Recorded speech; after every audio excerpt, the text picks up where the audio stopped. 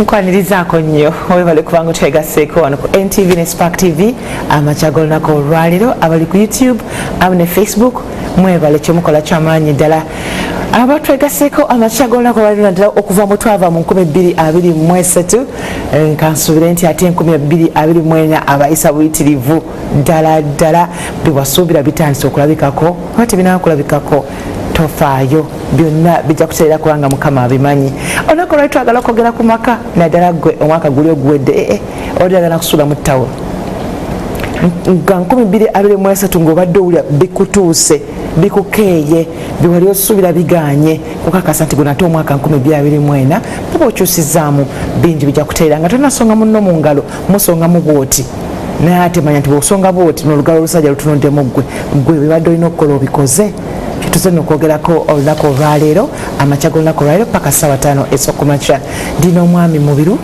era nga muwandiisi wa katabo ate nga life coach butabo bungi bwazawandiikako tuze tubasomera nga no MwasuzeMutya buli oba obutakya osuubira nti n'omwaka guno ayinza okubanga agenda tufulumizayo akatabo akalala ndi Ruth Kalibala Bwanika MwasuzeMutya.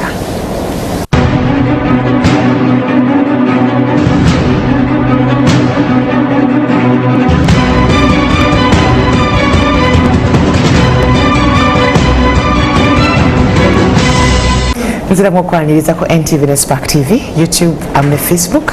Mwebale kubanga twegaseeko amakya g'olunaku olwaleero abadde tannaba kweyungako happy new year 2014 afiiringa atya kale no bwati wetugenda okuba nga tutambula ate ngera negatitwako omwami Mubiru ngono omuwandiisi wa butabo life coach era nga tutunulidde engeri tuyinza okutambuza ate omwaka guno gwa 2024 ebadde biganye mu 2023 ng'ate tusobbirwa nga tubitereezaamu guno ogutandise naddala mu maka gaffe bino what do you bring on the table ebirala tugenda kuba nga tubitunulirako okubanga omukyala agamba kyenta ku mmeeza baana nzadde abaana mwami agamba nedda tulina okuba nga tugaba n'obusobozi ffenna tubeere nga ate tutambuza bulungi obulamu bibadde biganye mu mwaka guli naye ate guno bisobola okukyukira ddala nga bwegambye nti nga tonatongamu olugalo ga nti ono yalemesa manya nti kikigala ekisajja kitunuddemu ggwe oyinza okugamba nti ye ate nga naye agamba nti ggwe so betugenda okuba nga tulabamu olunaku olwaleero n'omwami Mubiru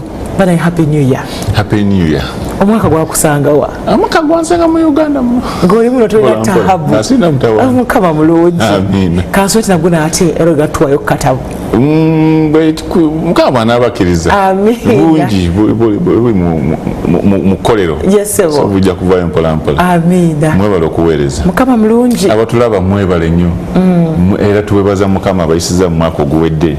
Ne musobola okuyingira mu guno gwa 2024.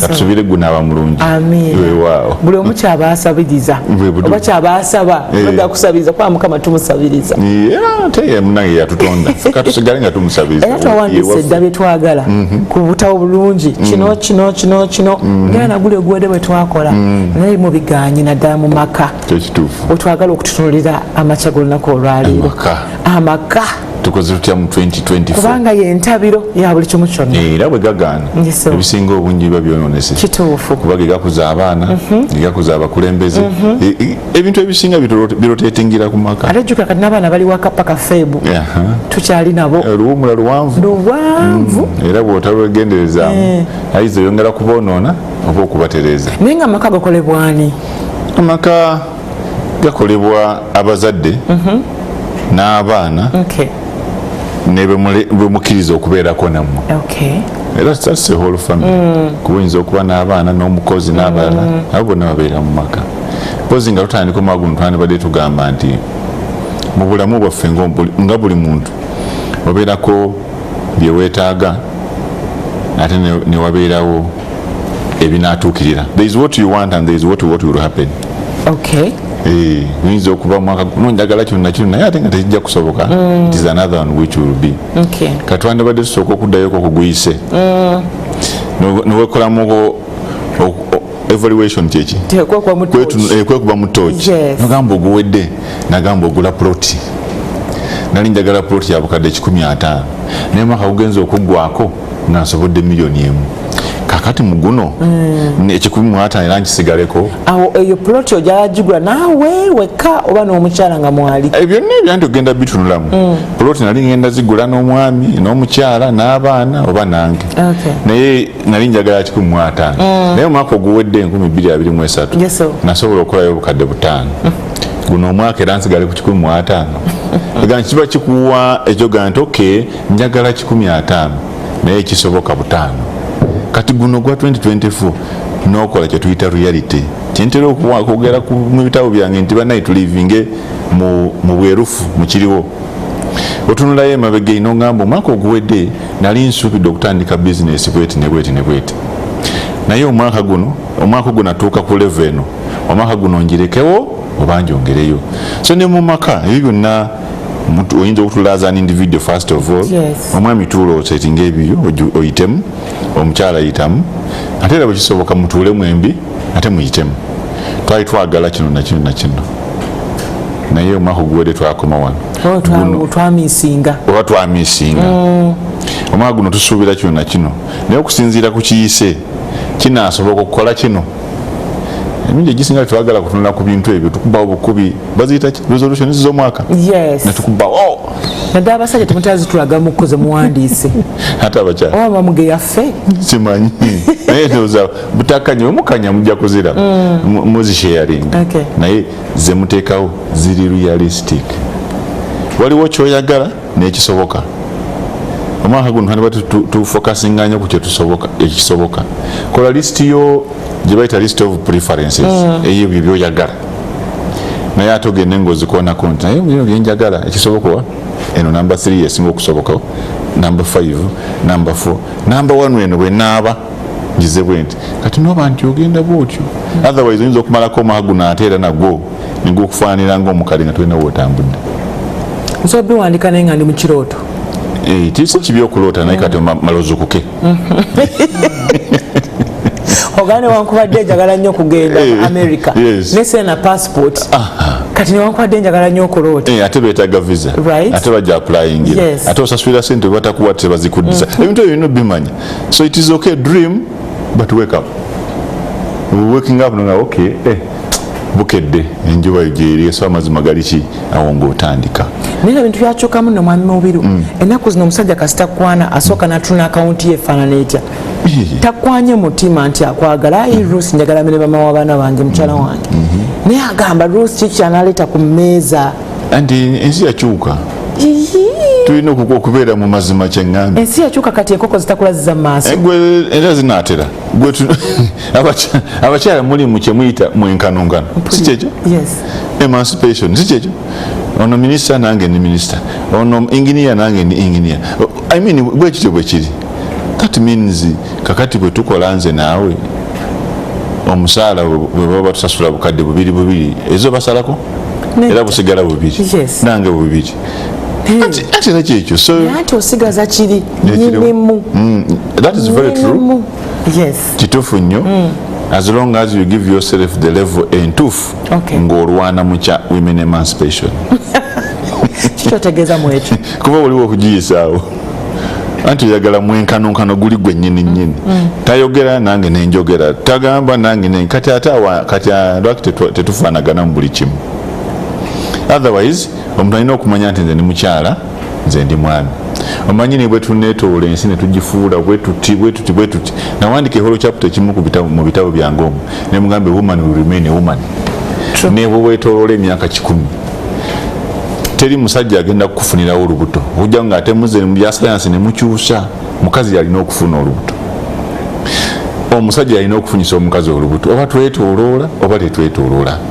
okujjako nga tugenze emina ebyaffe byetukyusakyusa simanyi biki naye enkola y'obutonde omukazi asigala mukazi n'omusajja asigala muki n'omusajja asigala musajja so ekyo tulina okukimanya kati nga bwoganye nti akukwana ng'alaba kikyoyita ku tteebu because omulaze nti kyekyo kakati bwe kiba nti sibaganye nti musigale waka naye mwena mukera ne mugenda mukola kati bwe mukomaawo waka tewali kiriwo mwembi kati mutandikira mwami but kati ani abadde mente okufumba nze nfumba byonguze byaguze kati bwagamba nawe gula kanti singa obaddewo nandikomyewo nga biyidde kati bwengula bwofumbe gatolabaawo ate oleese ku kiri ati oyisizaawo emancipation kyevula nagambye singa ofuna levels tuzifuna bulungi bijja kutereera kuba ekyo ekijja okuddako nga kyoyogedde nti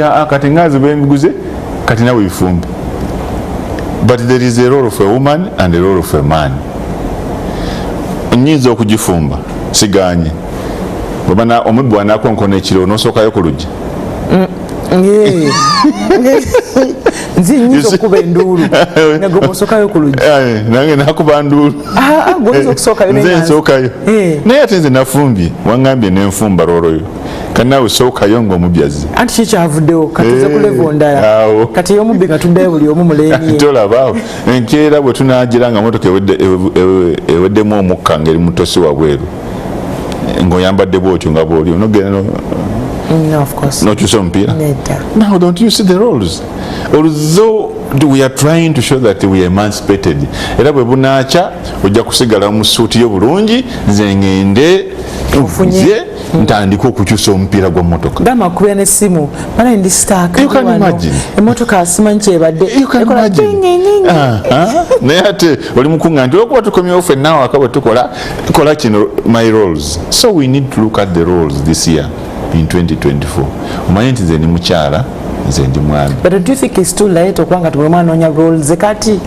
It's not late, it's never late as long as you have breath of life ng'okyali mulamu. Ebyayita byolina okwerabira. You can never change ebyayita sobola bikyusa naye eby'omu maaso osobola okukyusaamuko. Kati kyolina okulaba nti omwaka guno 2024 what is my role kuba oluusi tukiyitiriza olwokuba nti there is emancipation mu maka ate netwongera kulonda maka gaffe nemwogenda mu byeddiini ebitabo byonna bikulaga ebyawandiikibwa byonna kuba amadiini agasinga galina ebyawandiikibwa bikulaga nti omusajja ye yasooka okutondebwa mu nsi ate katonda n'amufuula master omutwe gw'amaka ne bwe tunaddawa ne bwe tudde eno asigala mutwe gw'amaka era ebitabo ebisinga ne bigamba nti omukyala submit beera muwulize ne bagamba omusajja love gwe yagala gwebeera muwulize bwebyatuukira awo kati awo bigenda bikyuka awo osanga omukyala musajja ng'agamba noonya mukyala akozeemu njagala mukyala ayinamu. That means some men have absconded from their roles. Ekyabatonderwa bakivuddeko ekyo kituufu abasajja bangi bali abatunira nabanga ate gwe balina okuwasa ate bwamala okufuna omukyala ate nayagala okumuleetako olugezigezi ate nga buli kimu ekyo the man's role omwami byonna byandikoze omukyala yabikola kati namwe abaami basajja bana toyinza kubeera nti ebyomu nnyumba yo loolozo zonna omukyala we yazikola ate n'omuyimirirako ojja kufuna obuzibu nga tolina gyolaga leero kati ate talina gyalaga ate ng'agenda okunoonyeza renti because olemereddwa okufuna eza rent kati lwaki akubulira gyanazijja tambula butambuzi nakuba ekizu nagamba ngenze because naawe bwomugamba nti ngenze kukola oleete eza rent. So abasajja naffe mu guno 2024 you know your role n'omukyala amanyi role ze kati gwe osalawo okuziswitchinga then ate kyusa obwongo gambe nti gano ge mazima kanzikirize kubanze bwenva ewange nensalawo okujja okufumbirwa Ruth then I must accept nti nze nazo okufumbirwa navuddeyo nenzija there are things wayorores zirina okwejjako kati bwe nazze then ate nenkuyimira ku makya nenga bw'oba tukyagala kubeera wano sibamu ebyogende ate wa nze nsasulawo nze nazzeewo gwolina okuŋŋamba nveewo. So tulina okubimanya ebintu ebyo in the family odidde roles z'omwami zonna n'oziwa mukyalawo naawe omukyala ezo n'oziwa omwami then these are the challenges. So tulina okukyusaamu mu 2024 aye katulinawo n'abaana abawummudde abaana bali waka olaba nti taata ye ayitamu buyisi abaana tebakyawula ffe twakulira ngagamba dadi kajje naye kaddadi taliiwo naye nga temwali naye taliiwo bulamu bw'abaana kikwasa ennaku that is true ate nga kiba kitegeeza abaana tubakuza bubi kuba omwana owaleero buli myaka 10 tuyinza okugiyita a generation. Yes. 1 year to 10 or 1 year to 5 generation kati bwe tugikuza obubi era mu kiseera ekyo balibeera abaana b'emyaka 3 across the nation tujja kulaba abantu abakuze obubi mu ddwe bwe balibeera aba 50 nga bakuze obubi mu mbeera ezo. So weewaawo tulina okunoonya ekigulira amagala eddiba, tulina okukola naye tulina okujjukira nti the fabric of society, omusingi gwa buli nsi oba buli bantu bonna mu nsi bonna babeera baana. It is the family, it is the fabric of society. Kasita family ogyonoona society eba egenze. Kati olw'okuba tuli mu kunoonya nnyo ssente, tuli mu kunoonya ebyobugaga ne twerabira okufiisawo okukadde wano. Unless otherwise bataata tulina okukola the fatherly role in the home. Nga bwogambye bagamba nga nti taata ajja. That is our role. Nomanya. Yes, taata ye disciplinarian. Exactly. Ye head of discipline. Yes. Most times mama ate yawembetera nti sonyiwa muko. Ye lawyer. Ye lawyer. Wagambanga nti munoonya essente ate musubwe essente bekitagula. Yes. Kyogezaako okunnyonnyola. Yes. That is true. Kuba ojja kuzaala omwana tomorrow nga bwe tugambye sekibotte talina kyasobola kukola tomorrow. Osanga omusajja omukulu kantu kati ninyo yakabye edda, kantu kati ninyo yavudde mu, kantu kati ninyo yina ali bwate nogamba kati kambuze maama. Kambuze maama agamba mukyala we dubuze ku maama kati waye man. But kiva kuki upbringing gye tumutaddemu. Twamuleka ebintu byangu life nabiki kasitangula ebyawaka. Daddy okomawo negundi bagenda okuzuukuka weebiri gwe wagenze edda. Twagala ku goliros, twagala ku tofu, twagala ku ki goleta bagenda okuzuuka wagenze edda. Don't think you are doing the right part. You need time to sit with your children. Era buli musajja ali wano awuliriza ebigambo bino lwaleero. You need to sit with your children and talk with them. It is the man to mentor the male child to become a man. And it is the man to mentor the female child to love the masculinity in a man. Therefore, gwe ng'omusajja olina okubeerawo olw'abawala abo balabe masculinity muggwe. The first person abawala gwe balina okulavinga mu nsi, to follow in love with, is you the father. Your character, your masculinity as the man, so that they admire to see if my husband can be like my dad. Like my dad. That's the desire they should have. Abaana abalenzi balina okutwalira ku ggwe so they can say can be my dad. Like my dad. You stand your ground, you make decisions, moreover right decisions and things which move. So abazadde tulina okubeerawo abaana wabangawo gye emirimu egy'abaana abalenzi awaka ng'ate daddi yakola ki yalaba nti gibaddewo naye gwe buli kimu n'oleta mukozi nayoza emmotoka awaka omuntu era gy'ayoza mukozi nga tolina abaana balina 14 years and above noleta bakozi olukomera lwala le lusaakaatira bali ku video games. Yes. Mu nyumba ezo video games actually chai bamutwala mu kisenge ali those things zifudde children idle people. Technology, it has its good thing, but the bad things are also there. Mbulira omwana alowooza ki ng'avuga video game. What is he thinking? Nothing. Edda ffe of mujja gamba ntubazaayo ku byedda, but you can find depending on okusinziira ku mbeera gye tulimu. Edda ffe twafulumanga wabweru mu ky'okubeera mu sitting room n'oyiiya n'okwata ebyayi n'osiba omupiira n'okwata ekiveera n'okolamu omupiira. You are thinking, the brain is working.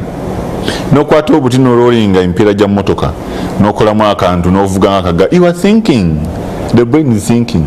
N'okwata ekikoola n'okisalako side eno n'osalako eno n'oteekamu akawuzi n'odduka. Yes, you are thinking.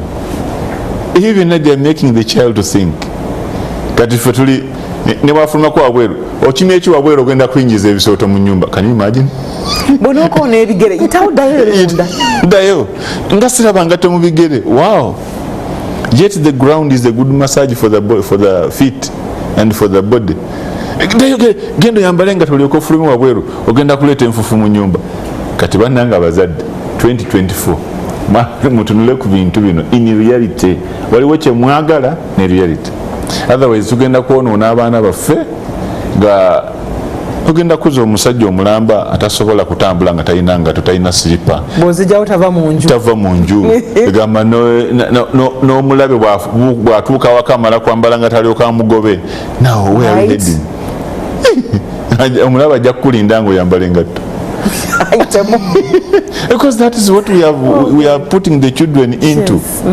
Engalo z'omwana omulenzi n'ozikwatamu nga ziweweera temuli mwaddekange ziweweera zonna yes ezimu ziweweera nezange tezikaluba nnyo naye at least olina okumanya nti zino za musajja zino za mukazi in some things osanga omwana nga yamanyi obumonde babugula mu supermarket gye babulima amazzi gava ekyupa ziri mu supermarket buli kimu kiri mu supermarket ntitamanyira luzi bolufa tetugamba nti kale kubabonyabonya because bajja kubuuza sente zetukola z'abaana baabwe but singa okera ku makya nga bino byonna biwedde covid yatulagako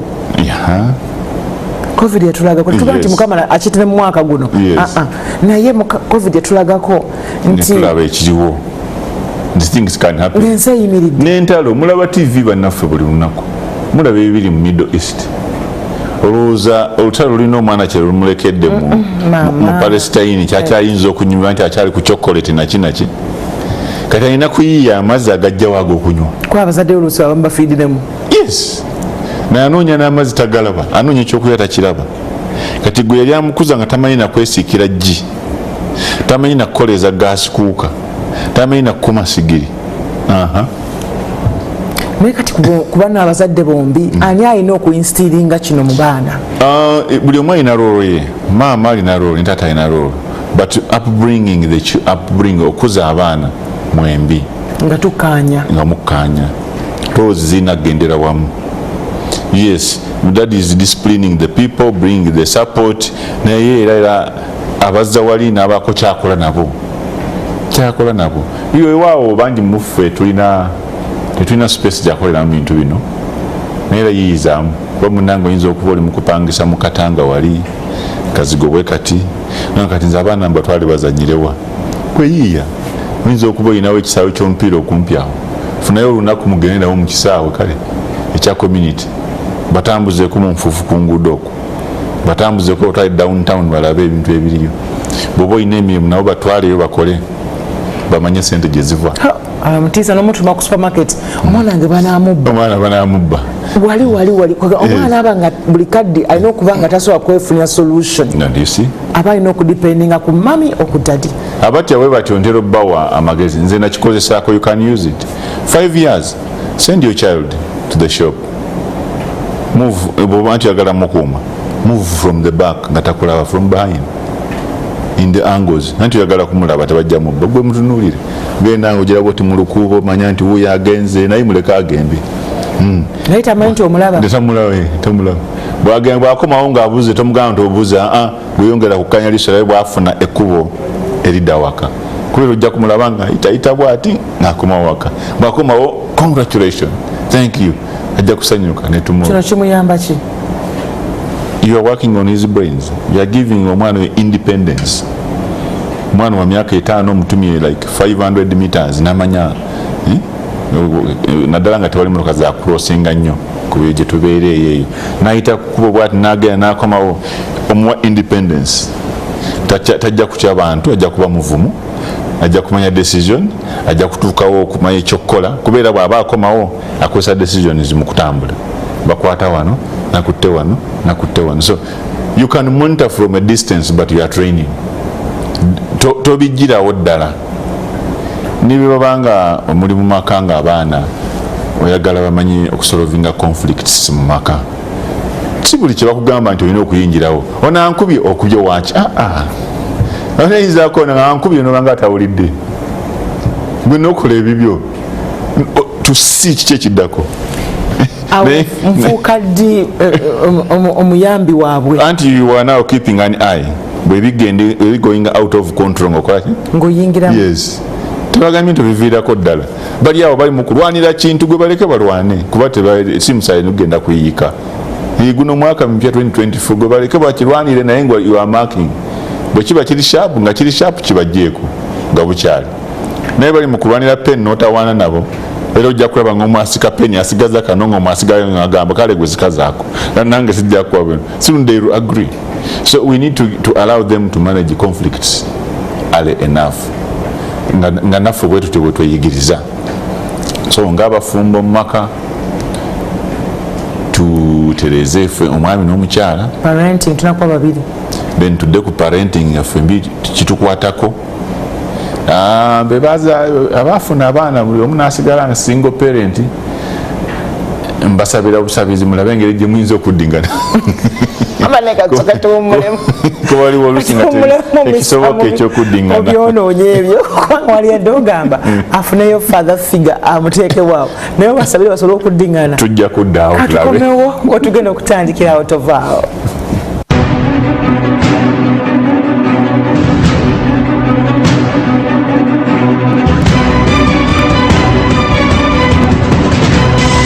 Mukuwumulako mwebale kubanga okyakumire ku NTV ne Spark YouTube ne Facebook ate mwebale kubanga mufollowinga MwasuzeMutya ndine mwami mubiru era nga tutunuulidde omwaka guno gwa 2024 omupya omuzibu tusobodde tutya ate okubanga tuyitamu bulungi ddala naddala abafumbo nga byonna bibadde bitusoomooza mu guli oguwedde tetusobodde kuddamu bifuna ate biba bituyuzizayuzizza so ate okubanga tubitungatunga gwe nate gusobola okutunyomera jjukira nga tuwangala n'abaana awaka azze atuyisaamu n'agaffe ng'abafumbo tusooke twekolamu omulimu tutunuulire ebibadde bituleme mu guli oguwedde biki ebibireese era soba bimalawo bitya tukwataganye tutya okukanya kubeere wamu awo nga ne communication eri open then watunudde ku baana nagamba abaana ffe kennyini abantu ababiri ffe tulina okubayimiramu maama ne taata fembi nga tweyawuddeemu okuba nga sobola okukuza abaana obulungi ddala omwami omwana omulenzi omuteeko ddala eriise George omuyingizako gye emirimu ekigenda omuyamba okuba n'amaanyi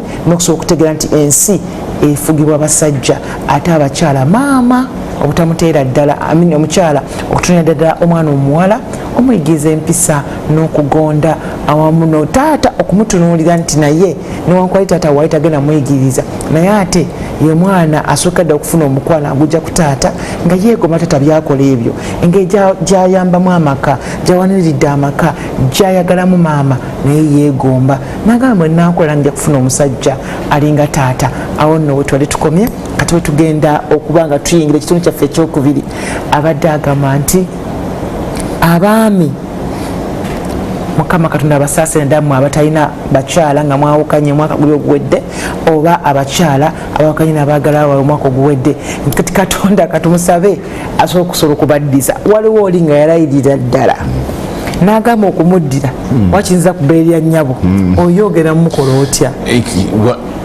bw'abanga bwati bwasazeewo then alina okukkiriza nti bwensazeewo then asalewo ekiddako ekirungi naye kyasalawo ekiddako ekirungi kakibeere kyakumutwala mu maaso so si kyakuzza mabega kuba for instance bwembanga njawukanye naawe ate ne tulina abaana ate gwendeese ndeeta kubonyaabonya baana then mba sikoze kitundu kyange oba toyambye mba siyambye kuba kati abaana boolese bagenda kukula mu mbeera eri awo kuba omukyala gwe nazizzaawo ate mulese okubonyaabonya bali olw'okuba mwagala nnyo kituufu olw'okuba alina okulagira whatsoever namukyala bwotyo olw'okuba ogenzi w'omwami omulala ate omwami alina kubonyaabonya baana. I don't think it is the worth thing si bwe kyandisaanye either mubawe abantu asobola obbalabirira oba musigale nga muli single parents okubalabirira obulungi oba sala amagezi gonna okulabika nti mu mwaka guno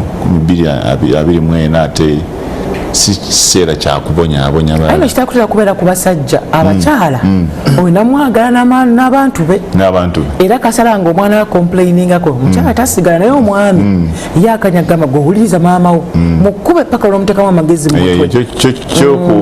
on one side it is true, you are very right. Abaami tutera nnyo okwekubira gwenfunye mukwano omutunde mukwano ono gwenfunye netwerabira abaana bano yet it must go together. Singa kiba kibaddewo nga biri biganya okutereera, for example muganya okuddamu okukwatagana ono yali azaala ono, kiki ekyabadde kikolebwa okulanga nga abantu ababiri bakkaanya mu mwaka kati nga guno? Omwami n'omukyala, omwana n'omukyala oba n'omwami, actually katubeere mukyala kubanga ffe abakazi tumanyi okutereka okulaga nti wojjagala sooka oyagala ebyange. Kati mu abaami kiki kyabadde kikolebwa singa obusaze okuleeta? Nze mukulaba okwange it is the men to make a decision. Emirundi egisinga ffe abaami ffe tuvaako obuzibu mu mbeera eyo, ffe tuwa ebbeetu eddembe kwoyaze okuyisa abaana baffe bwe tutyo. Emirundi egisinga namwe mutera obiteeka kuno ku mativi kuno ne mutulaga bulungi nnyo, simanyi taata w'omwana maama w'omwana abadde amukuba bulijjo, taata w'omwana amutunulira amusibe mu kayumba k'embwa, naye ng'omusajja waali waka ng'alaba ng'omwana bamusibe mu kayumba k'embwa. So emirundi egisinga nga bw'ogambye ffe abaami ffe tuwa ebbeetu eryo. So kikyandibadde tukolebwa, a man be a man, take your role. Otherwise some men olinga agamba nti I'm not a man, I'm following orders. Omukwano gubaziba amaaso. Men teteekeddwa kusibibwa, omusajja omutuufu toteekeddwa kuzibibwa maaso kuba other factors remain constant. Oyinza okugatta ebintu byonna, omusajja olina obuvunanyizibwa buli bwa mirundi ebiri bwokka musamale ku making a decision, kusalawo bikolebwa n'okukola okusupportinga amaka. Ebyo birala byonna kwe birotatingira bijja kujja kasita you are working to support the family and you are making decisions. Kakati ono omukyalo okubonyaabonya omwana oli, you have not made the right decision. You need to think about it. Nti I'm not doing my part and you do your part. Abakyala bo ogwammwe kubudaabuda, kwagala okubudaabuda especially kuwembejja. Byonna byoli omwo mu kubudaabuda mu kuwembejja, that's your role. Then n'okwagala to show love. Kuba amaka gatalimu kwagala kwa mukyala era gabeera awo bwegatyo. Ffe tetusobola omusajja tayinza ku making your home lovely and welcome to people. It is hard. Omukyala yakikola. Lwaki mulowooza nti omukyala yatta amaka?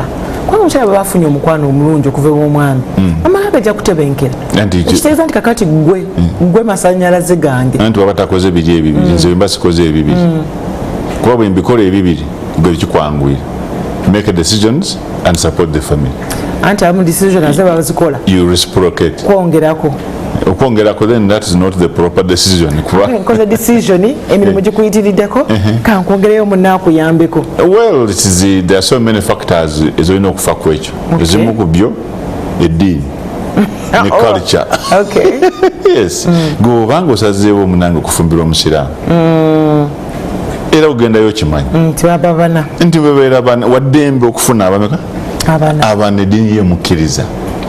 Bw'oba osazeewo okufumbirwa omu 7th day obeerayo bwotya bw'omu, omukatuliki bw'omu, eddiini bw'egamba. Bw'ogenda mu tradition there is no limit.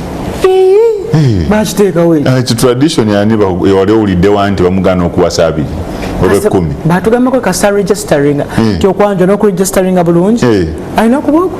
Ani agambye mu tradition zino ezaffe ojja kuwulira. So kati nga gwagenza okufumbirwa olina okukimanya. Olina okukimanya nti wawe enfumbiddwa era amateeka akyagafugawo. Then you move on. That is the reality.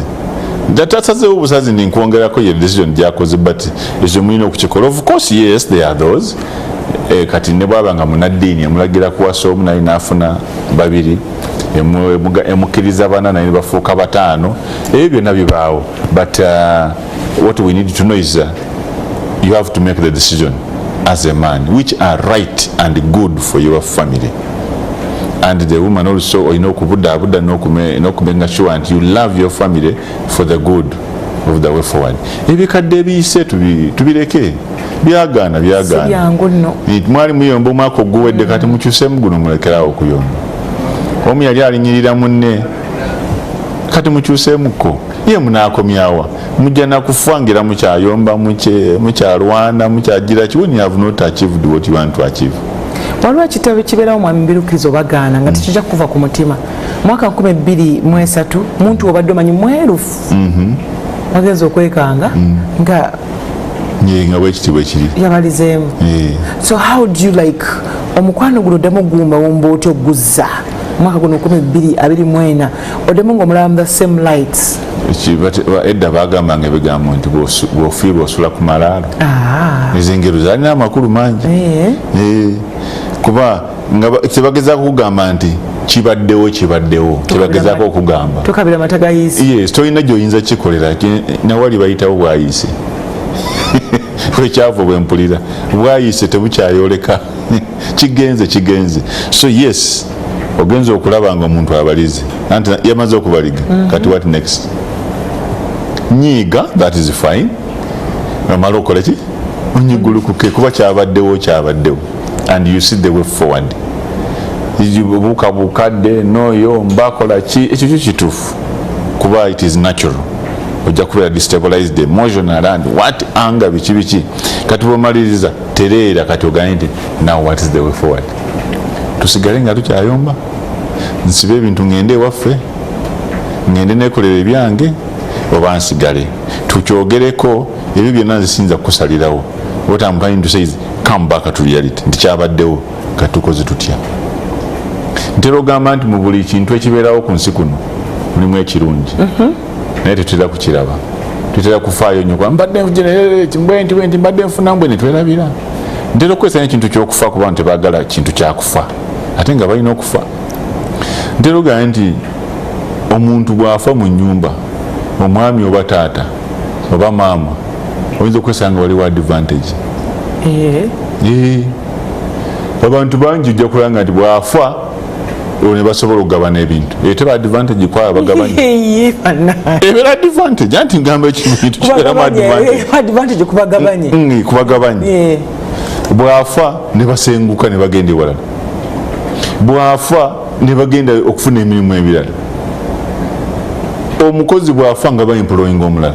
Naye buli bw'afa kisinzira omukwano gwe gubadde naye omutima oguyinza obutaddamu kubeera kyekimu. That is true. Naye nga mubeeramu advantage kati gwe bw'otalaba advantage nga bukyali oyinza okuviiramu ddala ng'ofudde. Omwami bw'afa mu nnyumba sooka osibe ennyumba oli bwekatandika okukaaba.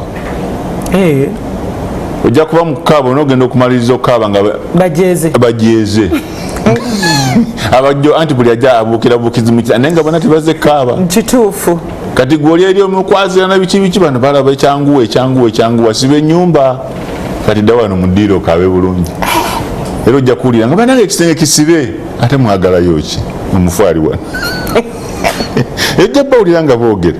So mu bintu bino ebibeerawo ne bwaba nga yagize bw'ati ne bwagira bw'ati tunulamu olabe mubeeramu lesson mu buli ekitubeerako. Ntera mu bitabo byange mpandika nti buli ekibeerawo kirimu ebintu ebyo bibiri. Ekisooka either kikuyigiriza lesson oba mukisa opportunity. Kati gwe olina okutunulamu olabe lwaki nkedde ku makya boda nendeka gwabadde opportunity oba mukisa. Oyinza okwesanga nga wakayitawo bani wagamba waliwo boda gye batomedde wali nga ye yakulese. Maybe it was a lesson. Oba oyinza okuba okyali awo olina gyakuno yakumasa ndyose nenkusanga. You see it was an opportunity singa boda yakututte tewandifunye ono. So ebintu bino byonna bibeeramu opportunity or a lesson. Bwagira bwati ne bwati njigamu ki nze namusindise olina okuddamu ekyo kuba emiri egisinga oyinza okusindika muno okola ekyo kyogambye ekyokubaliga. Otya bannange oyinza okubanga omwami oyo manyi emyezi gyamaze nga toyagala atunule gy'oli oba omwaka mulamba eri abakikola intentional. Kati n'agenda kati gwe olina okusoma mu lesson oba nyize nakikoze bwe nti oba nedda. Oyinza okubanga oli muyombi wakatotaliza tayagala nakuwulira kutuula waka ne bwowulira emmese ng'etambula oyombesa ono ne bwowulira kaki ng'obuyombi buyitirivu tafuna mirembe waka. Ebintu ng'ebyo kati byolina okutunulamu kyavudde ku ki naye muligisinga tuga nze omulungi bwanti nze akola bwenti buli kimu nkukolera buli kimu mukolera ddayo mpola mpola wateeka byonna abikola era nga bwogambye nga babikola netunoonyereza kyavudde kuki ng'oli mulwadde bulwazi tetumanya obanga kimulimu obanga ki oba yasikirizibwa yakemeddwa things like that kuba bibaawo nemugamba kyantuuseeko munnange so ebyo tulina okutunulamu mu mwaka guno 2024 going forward nti okay simalagga ekisookera ddala kansooke netunulemu ndyoke ntunulemu kino nakiri ekiri side zombi side y'omukyala n'omwana nti omukyala waba yabalize nasooka otunulemu that is very true waliwo abasajja sooka okuba mutoki ku nsonga ayinza okuba tamalaako mu nnyumba mukazi amaze emyaka 5 tomalaako kakati lwaki gwe tosooka kutunulamu ekyo noonye eddagala mifo ky'okuyomba okukwata ejjambira kubeera omala biseera oli muntu naye ayagala tegedde omuwandiisi w'ebitabo bamuyita Covey mu kitabo kye kimu awandika the 7 habits of highly successful people enkola y'abantu abasinga okubeera successful emu kuzagamba nti seek to understand others before they understand you. I know, seek to understand yourself before you understand others. Sorry, bwe kiri. So kago wetegeere. Olyokotegeera abalala. Naye ffe tuli ku ono yaki yakinkoze. Lwaki yakinkoze? No. Sokoddemu nze nyinza okuba nga nze navuddeko obuzibu. Basajja bangi sebo munnange tetumalaako. Naye ate ffe tusinga okuba naye namampa ati tukwaye. Nammwe muli mu kubonyaabonya muli mu kuzitaavinga abantu kubabonereza. Naye ate era ki temundaba obulungi buno.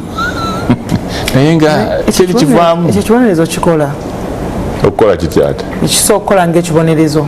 Yes, and I think abawandiise ku bitabo ku domestic violence n'ebirala, it is one of them bakiwandiikako nnyo, denial of sex. It is common in marriages. Although it is batera nnyo okusindika nti tizi abasinga okukikozesa bakyala. Kasita mwami ekimira nga saagala siri mu mudu ndi mulwadde bino binnuma ne lubeera oluyimba lwa buli lunaku mwezi gumu 2 3 4 5 bwe gutyo. It is a punishment. Bakikozesa nnyo bw'osoma ku bitabo bya domestic violence ne marriage mwekiri. So singa omwaka guli oguwedde tubadde bwetyo naye ng'omuntu wange nkyamwagala mu guno, what should I do? You need to change. Kuba, you need to change everyone. Akikola, you need to change. Obufumbo bwaffe waliwo ebintu bye tulina okukanyako amazima. Lwetwala tutane nakugambye nti waliwo what you want ne what should be. Kanyongerezemu nti waliwo byeyagala okuwulira ate ne wabeerawo byoteekeddwa okuwulira. Nga kikakatako biwulira. Yes. Naye ge waliwo byeyagala okuwulira. Njogedde ku kyokufa nti abasinga tebaagala kuwulira kyakufa. Ate ng'oteeka okufa. Ate ng'oteeka okufa. Bw'oba wazaalibwa. Olina okufa. So olina okukiwuliriza. Kati mu bintu bya marriage ekikujja ewamu nampuliriza kambabuliza ekikujja ewamu tewajja kufumba mmere wali osobola ogifumbira ewamu. Omusajja kimufunyisa omukazi si kujja kwoza ngoye, osobola okweyoleza engoye. I wrote a whole chapter here on marriage. Ayagala agule obutabo bwange asome. Ekijja omukazi the number one. Kimanyi yemujja kuyomba si kyekyo, but that is the reality. The number one. Bingi list mpanvu. Number one is the conjugal rights. Zezireetera abantu okufumbirwa. That's number one. Of course abafuula okubeeraho lennyo bajja kunnyombesa. No. Era kufumbirwa sinagamba ko nti it is all about that one. Si kyenjogedde. Ngambye the number one. Ekikujja ewamu ogende w'omusajja n'omusajja kimufunyisa omukazi is sex. Kwa sigabi na idea so bifuna ewaabo. Osobola bifuna. Banyo kuba basobola okuwa company, baganda basobola okuwa company. Okukoleza kufumbira. Byonna osasula naye ekyo. Kale gwe bw'otuuka mu bufumbo, you deny it the person. Obuzibu ne bujja. That is the engine of it. Era newewaana n'okwewaana era nze tebanzanyirako nze zaagala egiraki. You are not living in reality. Toli mu mazima. Oli mu dinayo. Nze yusi banzije iwaffe okujja wano. Toli mu mazima, oli mu dinayo. Naye ate nga si mukyamu kuba bagamba ogenze kufumbirwa. Kufumbirwa kitegeeza kufumba. Kufumba ki? Emmere. Ewali tosobola gifumbira eno. oba bayite basobola mufumbira. I mean, siganye era nkugambye lisiti mpanvu. Kampani, okufumba, okulabira abaana byonna bilisiti mpanvu, okuzaala byonna lisiti mpanvu, but the number one esooka ku list nga bw'onogamba list of preferences is that one. Lwaki bagamba nti okugenda ku mutima gw'omusajja olina kuyita mu lubuto ng'omulisiza emmere kumufumbira anti ekyo bagambye kufumba naye ate bw'amala okulya kyekiddako kwebaka muba mwebase nga mufuluta paka okumakya ojja kunnyumiza mukwano gwange ojja kunnyumiza. So tulina 2024 katubeerewo mu reality, tubeerewo nga tuli beerufu. Gwe okulowooza nti era kisi kyekyandeeta wano si kyekyakuleeta, but that is the reality. Olaba ne bano bannaffe mu bya marriage okimanyi nti singa mukola embaga nga temwegatangako na mwami wo ne mukola embaga ne mubagatta ne mu kanisa ne wayitawo ennaku 7 nga temunnakikola ate nga tewali kibaganye, omukumu ayinza okuddayo n'asaba divorce. And it is not marriage until it is consummated. Tewali bufumbo paka nga babiri begasse mu kikolwa ekyo, tebuba bufumbo.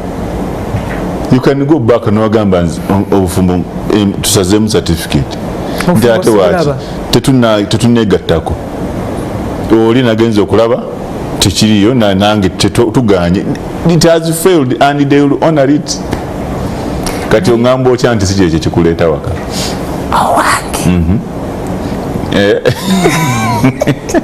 so munaye ngawe kyogambye nti bakikola yes eri abakikozesa as a punishment which is wrong.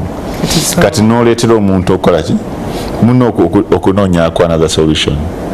So bwe tuba tutunulamu going forward nakyo tukitunulemu, nze nakireeta weewuna okuba nti okikola kuba oli ajja kugamba nze wange byonna mbikola. The issue is how do you do it?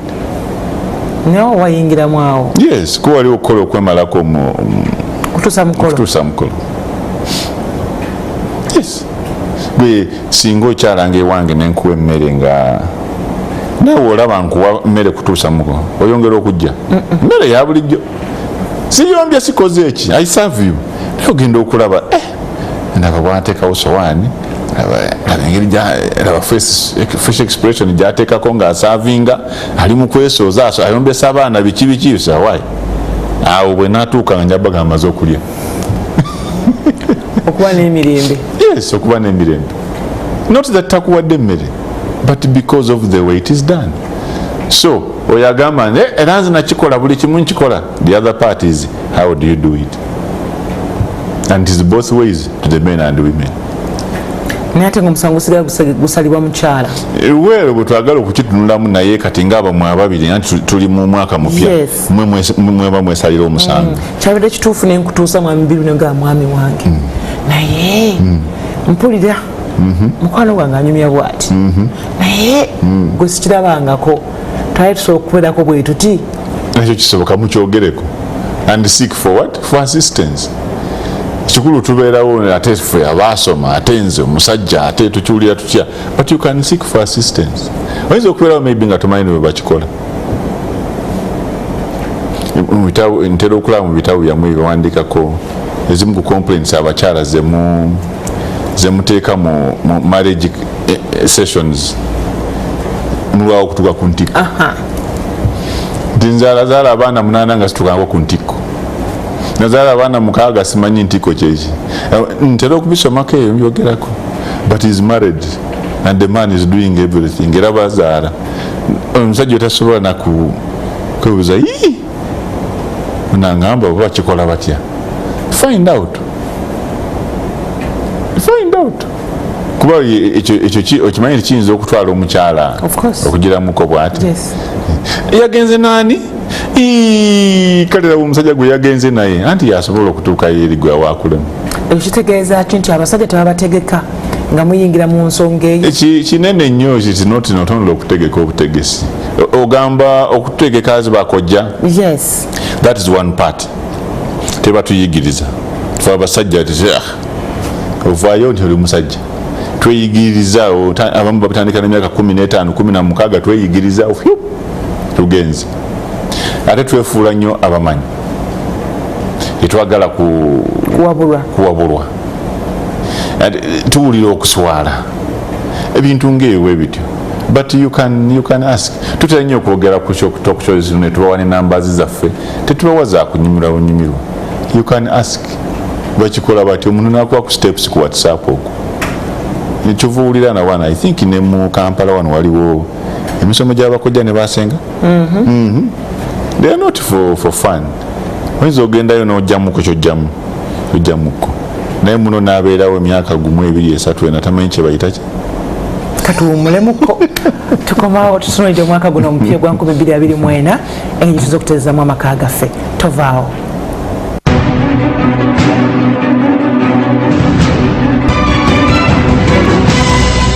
Twaniriza musawo yaffe eyokubiri eya MwasuzeMutya mwebale kubanga okyali ku NTV ne Spark TV, YouTube awamu ne Facebook Live.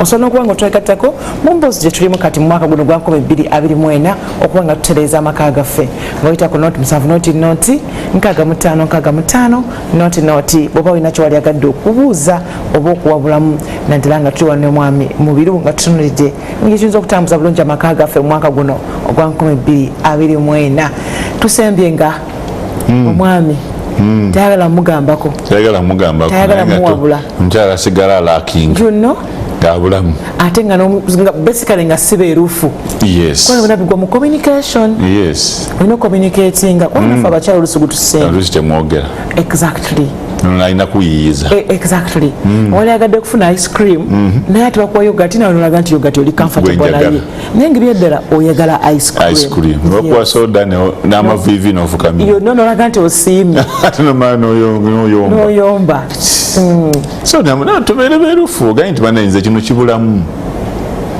gino bwe kiti ebintu ebimu ebisinga okutereeza amaka biri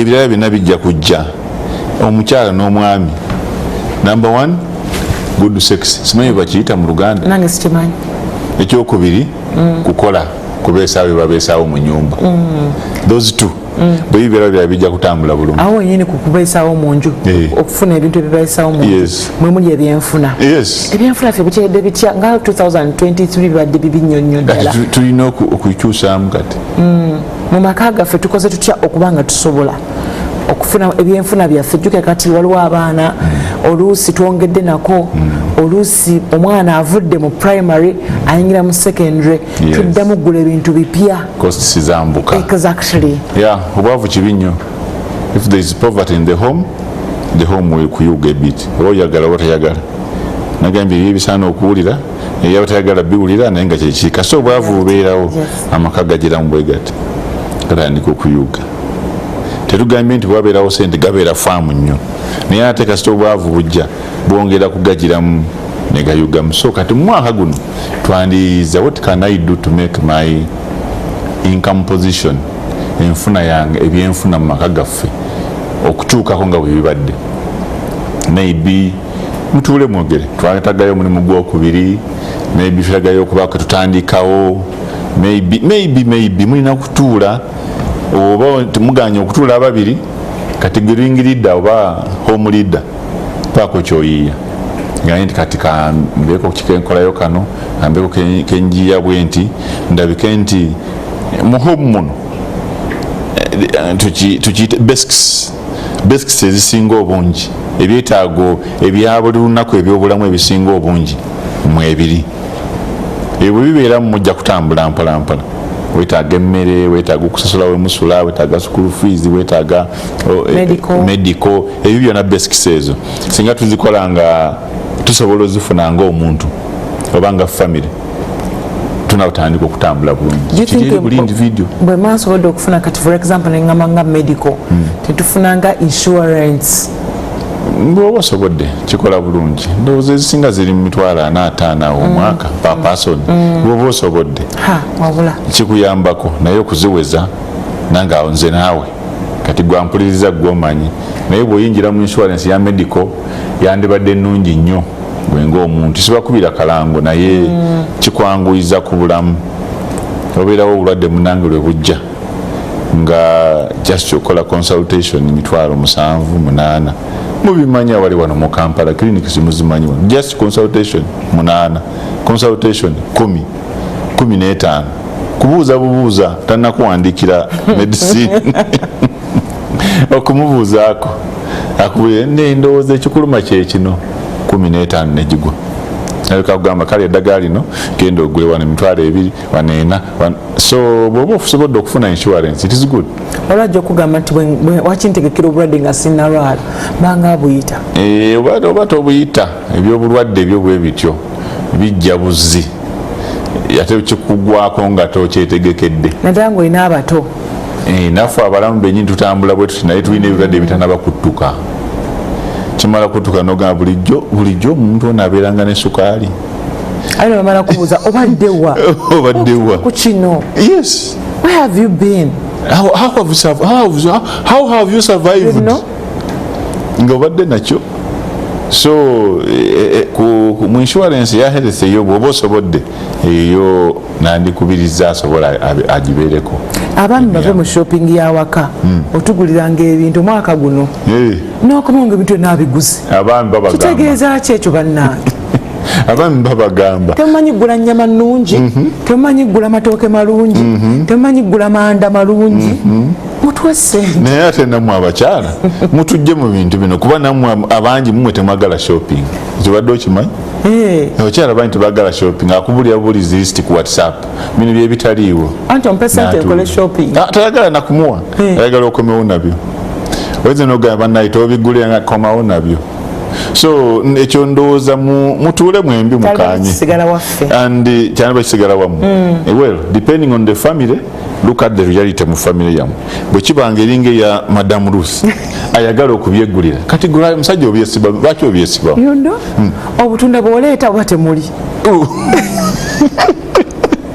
muba bweru munda fene bamukubye emiggo no so wabera type ya Madam Ruth muwe emirembe gye naye ate eriyo type egamba gye bali munange edda babayitanga basire queen simanyi babayita ennaku zino tebatambula genda mu katale omwami gwe olina okugenda so it is okay go and buy tell you so much of a formula eyokulwaninga amaka mwababiri numuteekawo eyamu enebakolera katumba musazeewo nti munabigulanga babiri mugende mugule babiri okujjako abasajja amagezi gembawa abakyala temunkuba emiggo bwemugendanga mu supermarket omwami beera mugezigezi sigala mu motoka mugambi we sente agende anti muwe sente agende ati kiki otherwise mugenda ne budget ya 10,000 mujja kugula bya 2,000 wano oli yagamba bagana mu supermarket n'omukyala amukwata ku mukono babalabanga bali mulaavu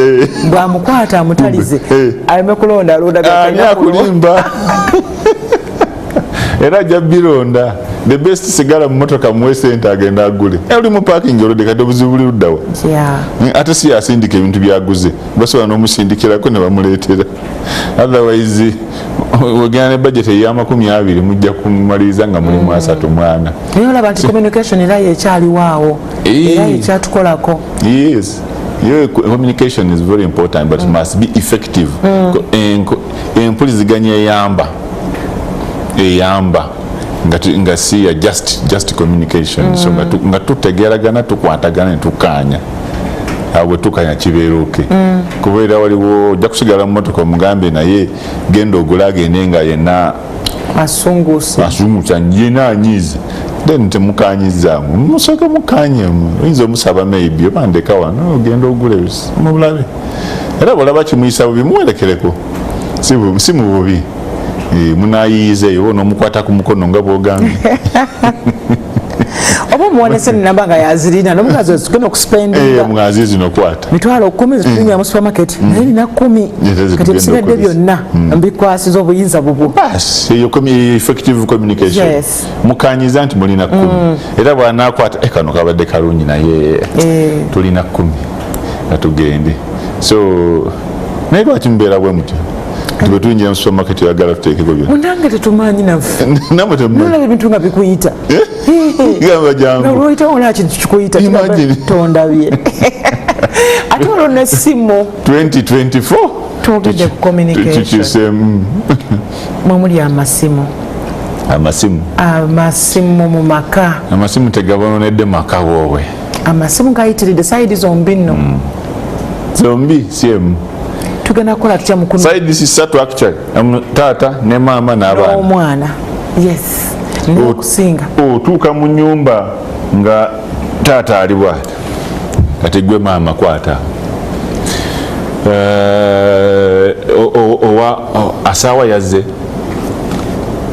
eddamu ati gwe maama asaawa yazze ngubuuza asaawa yazze bannange eva ku simu nkugambe yasaawa yazze wabula Betty she's so funny tumugamba asaawa yazze ne mukungamba Betty asaawa yazze gwe nagambye okusaawa kalanga ntimbuuza maid asaawa yazze mwamusasudde yembeera eri waka can you imagine so bwe mutuuka bwe mutyo ali mukwogera gwe muvubuka omaliriza homework awo anamanyani bavuka waliwo basatu yangu akungamba Ronald omaliriza homework sinaba dad yangu ako ali ku simu what are we doing right omwana kuyita nako nakola nekyakola nga tomulaba what are you doing eriyo mwenno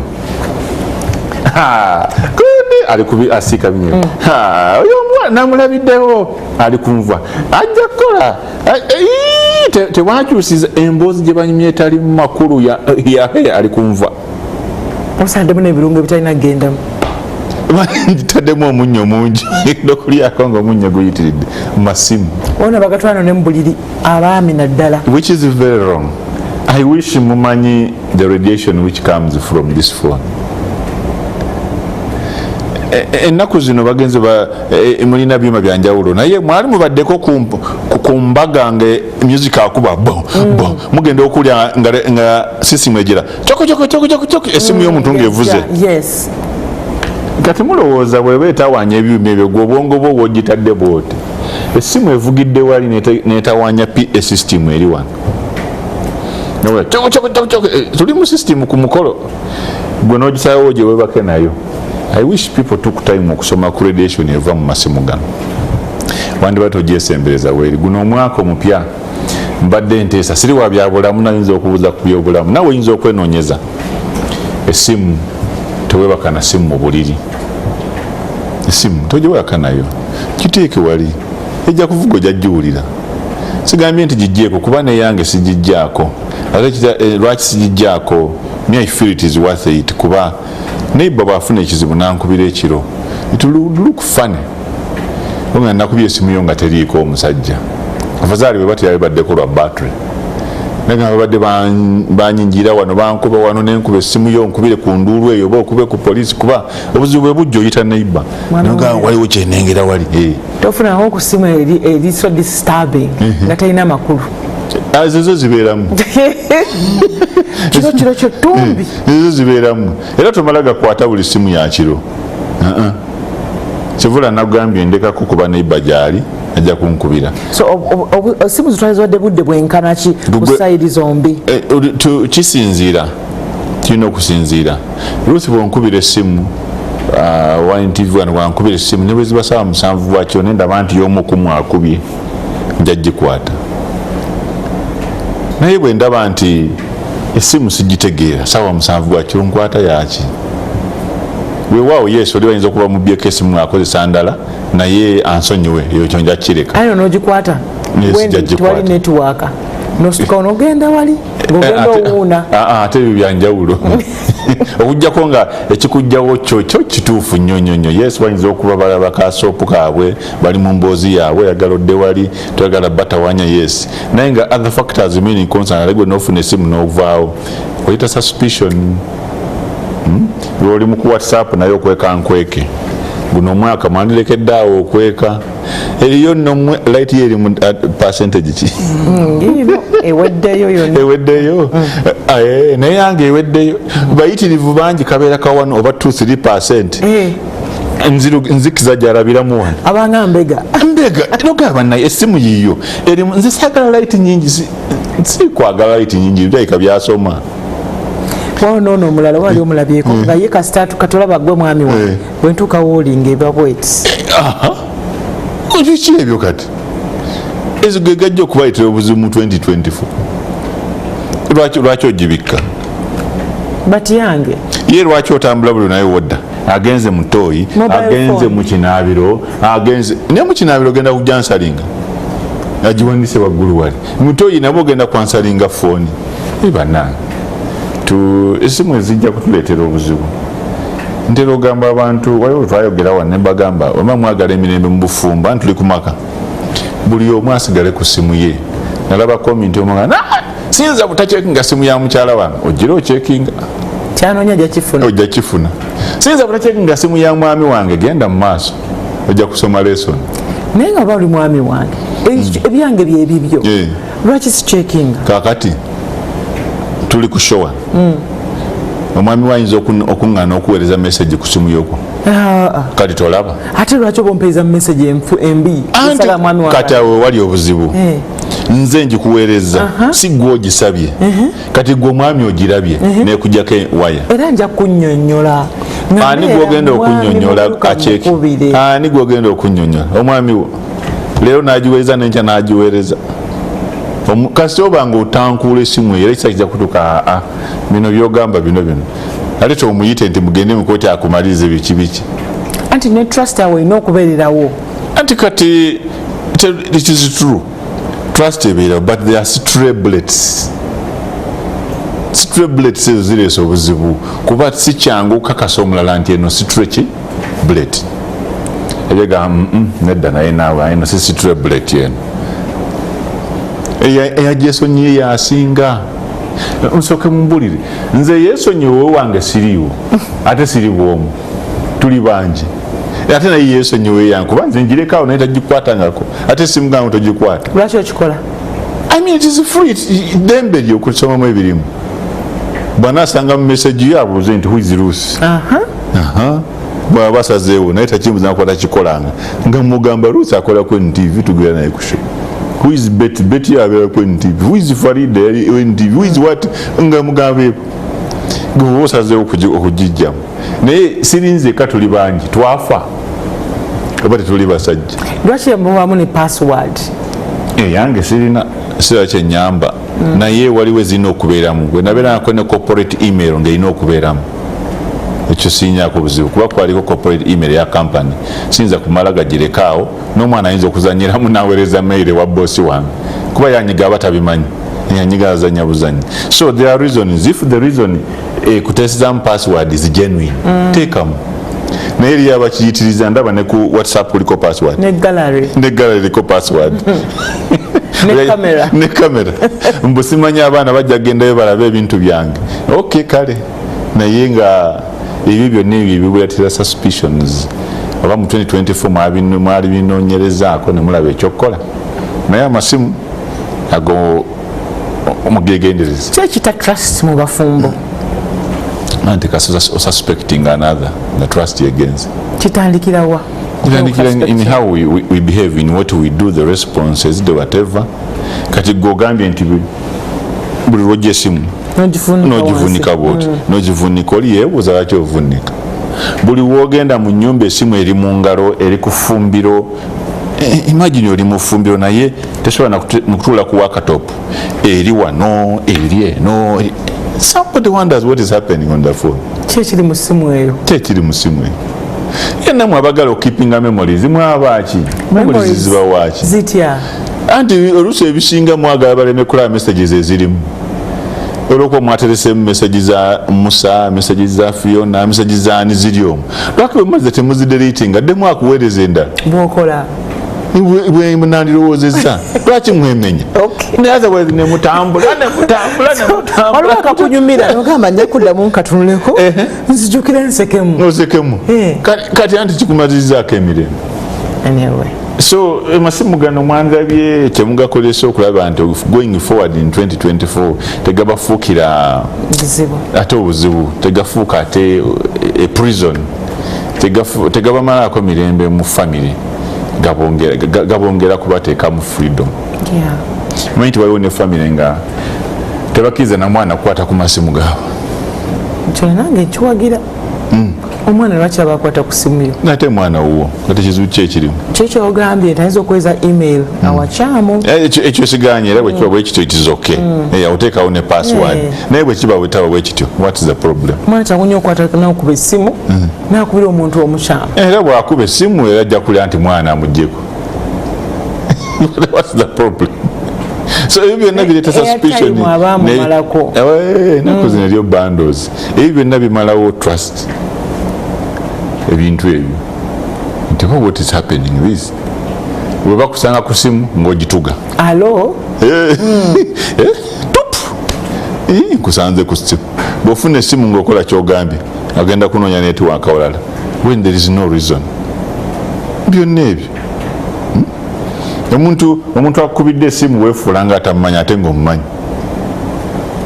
So you need to look at all those. Whereabouts zo tozoogera?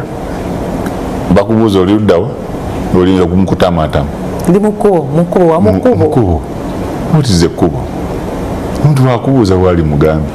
Naye bamama mubuuza nnyo abaami we bali. Bajja balimba nnyo. Bw'oli luddawa okole ki? It is okay okubuuza naye mbuzabuuza in reality okole ki? Ojja kunga waliwo ekyetaagisa okumanya waali. Waliwo oli yamubuuza oli ludda baby wendi batezawo bomu nveewo basi tegalala obufumbo nga butandise kuba bigambo bisonga. You can see what you have caused for what you have caused. Wira amuteekamu chip mu motoka mwe yasaka chip ka truck kagenda era nga kawulira kalikodinga kalaga gye bagenze biki why do you do that to a human being? Okole ki mu myaka gino gye tulimu 2024? Don't do that to people. You can't track a human being because you will never understand a human being. Never. Mwami wo paka lwaliva ku nsi kuno tagenda kutegeera. Agenda kutegeera ebyo byokka byoyagala amanye. Nate ng'omukyala mwangu nnyo okufuga. Kasita omukolera byayagala abaami bata omwami ne bw'omutegekera buli kimu kyonna. Era afunayo akamu abanga baby tubula tubayita ba baby. Afunayo kamu akamudivertinga. Kyo kituufu. Naye Mukama yatukola ffe nga tusonyiwa mangu. Nti era bw'asobya obugamba munnange baby naye kati gwe sobya ng'omukazi. Nakugambidde roolo z'omukyala. Babeera babudaabuda bakwata ebintu kati gwe bw'ozitta ne wagala ofuuka omusajja amakamye. Kiva ku kyogera gwe mwenyewe. Bw'ate Katonda bwe yabakola you have that chemical, you have that chemistry in you. Ffe gye tutalina. Kati Mukama bw'agituweeyo ffe ne bw'oba osobeza nkubuddaabudda n'enkuzza. Naye lwaki gwe tokkiriza nti nange bwe mba nsobeza naye nga bwe wasobyako. Kati ate ye chemical Mukama gye yatuteekamu ffe kati gy'olina okumanyawo okugirwanyisa okugitereeza ffe bwe tutyo kye kitufuula a man. That's what makes us masicula. There's chemicals Mukama ze yatuwa gwe nga bw'olina ezizo omusajja era tujjaga musajja gwe akitusonyiwa mukazi oyo olwekyo nga ye yandi kusonyiye tola. But that's the chemical of a woman. This is the chemical of a man. We just have to look for where the meeting point is such that we can do a win-win. Wow. Otherwise bwe weefuula omusajja awo zijja clashing, bwe weefuula omukazi zijja kwaka nga bwe tutyo bwe tuli. Si byangu Mukama atusaasire busaasire guno omwaka 2024 naye kati olaba nti waliwo list gye tukola. For example bufumbo tumaze ebbanga guno omwaka waakiri kiwera official abaami luba lutalo ne musuubiza nga bemuyuzaamu musuubiza bemuyuzaamu guno omwaka 2024 omuntu akoze atya? Kyenyinza oga nti omusajja ng'asazeewo okuwasa oba okufumbirwa oba okukuba embaga, when his time has come nothing stops that person. A man, nothing will stop him. So we have to make that decision. Oluusi tetwagala kusalawo abasajja ne tubeerawo muyinza owagala otuyamba naye nga tulina bye tugoba biyitirivu nnyo nga tukyalinayo olisi zaffe zetwagala okumaliriza. Nteekaamu nange mmanye eziyinza okuba nga gwe tosaanidde kuyingiramu kyovulanga nti musajja munnange ni right tojja kuzimalayo. This says zinze obutakola ki obutagwa. That is the reality. Kyovula omusajja oli omugezi ennyo omu Bayibuli ali Solomon. Yagaa nti byonna butaliimu nakugoberera mpewo. Kuba yagenda n'abirabo yawasa abakazi abasukka mu 100.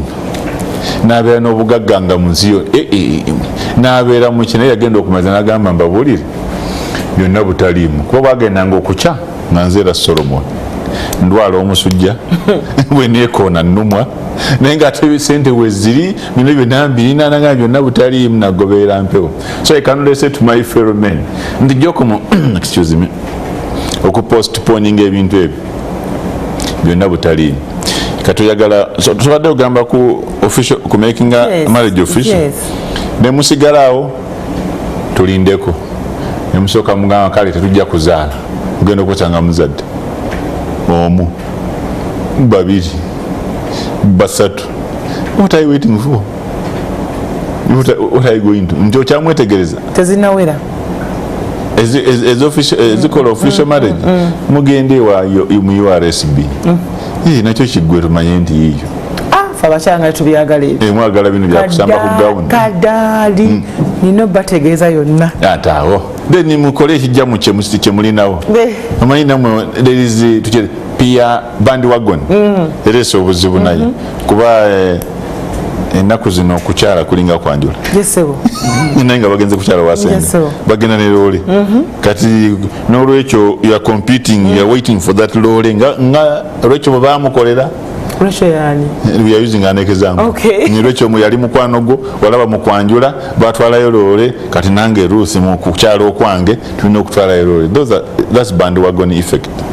Katumulemuko tukomawo n'ekitono kyaffe ekisembayo ekya MwasuzeMutya tovaawo.